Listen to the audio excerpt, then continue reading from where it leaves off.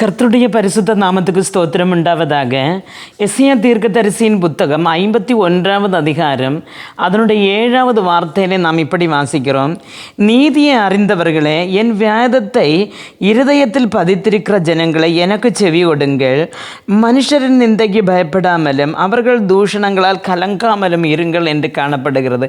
அருமையான தேவனுடைய பிள்ளைகளை இங்கே கூறப்படுகிறது, என் வசனத்தால் இருதயத்தை நிறைத்திறவர்களை நீங்கள் உங்களுக்கு எதிராக வருகிற நிந்தைகளை குறித்து பயப்படாதிருங்கள் என்று கூறப்படுகிறது.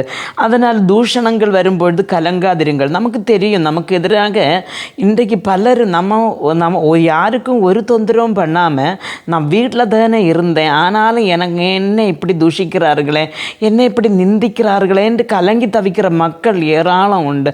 பிரியமான தேவனுடைய பிள்ளைகளே, ஆனால் தேவனுடைய வசனம் சொல்லுகிறது என்று சொன்னால், அவருடைய வசனத்தை கொண்டு இருதயத்தை நிறைத்திருக்கிற நீங்கள் தூஷண வார்த்தைகள்னால கலங்காதேருங்க, பயப்படாதேருங்க அப்படின்னு சொல்லுகிறார். அப்போ ஏன் நாம் பயப்படணும்? பிரியமான தேவனுடைய பிள்ளைகளை, நமக்கு தெரியும், ஒரு கோலியாத்து எவ்வளவோ பக்கம் உள்ள ஒருத்தனை, ஒரு சின்ன பிள்ளையான ஒரு தாவீது ஒரு கல்லினால் அந்த கோலியாத்தை வீழ்த்துகிறார். அது எப்படி சாதித்தது? ஏன் அந்த ஒரு எரிவு அவனுக்கு எப்படி வந்ததுன்னு சொன்னால், அவர் அந்த கோலியாத்து நின்று கொண்டு இஸ்ரவேலின் தேவனாகிய கர்த்தரை தூஷித்து கொண்டிருந்தான். அந்த தூஷண வார்த்தை கேட்டதும் இந்த தேவ ஆவிக்குரிய இது பிள்ளையான இந்த தாவீதுக்கு மேலே ஒரு பயங்கரமான கோபம் வந்தது.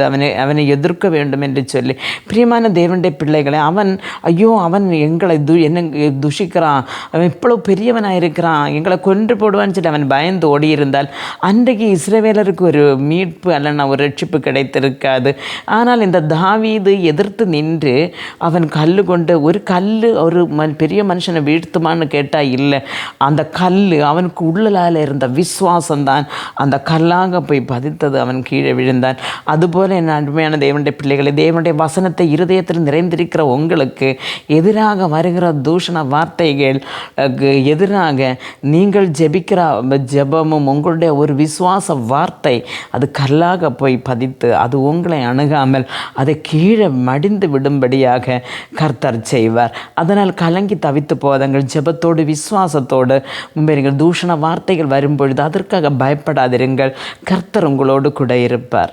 ஜெபிப்போம். எங்களை மிகவும் அன்பாக நேசித்து வழிநடத்துகிற நல்ல தகப்பன், இந்த நாட்களில் தூஷண வார்த்தைகள் ஆண்டவரே, வேண்டாத வார்த்தைகளை கேட்டு ஆண்டவரே என்னை இப்படி பேசுகிறார்களே என்று சொல்லி கலங்கி தவித்து கொண்டிருக்கிற உமது பிள்ளைகளை உமது கரங்கள் தருகிறேன் ஆண்டவரே. இவர்களுக்கு எதிராக வருந்து நிற்கிற கோலியாத்தை போல வந்து நிற்கிற ஆண்டவரே, அந்த தூஷண வார்த்தைகளுக்கு இவர்களை நீங்களாக்கி காத்து ரட்சித்து கொள்ளும் ஆண்டவரே. தாவீது எறிந்தது போல விசுவாசமான வார்த்தைகளை எடுத்து எறிந்து ஆண்டவரே அந்த கோலியாத்தான அந்த தூஷணங்களை ஆண்டவரே இப்போ ஒன்றுமில்லாத வாக்கு தீர்க்க வேண்டிய ஆவிக்குரிய பலனையும் கிருபையும் இவர்களுக்கு கொடுத்தரலங்க.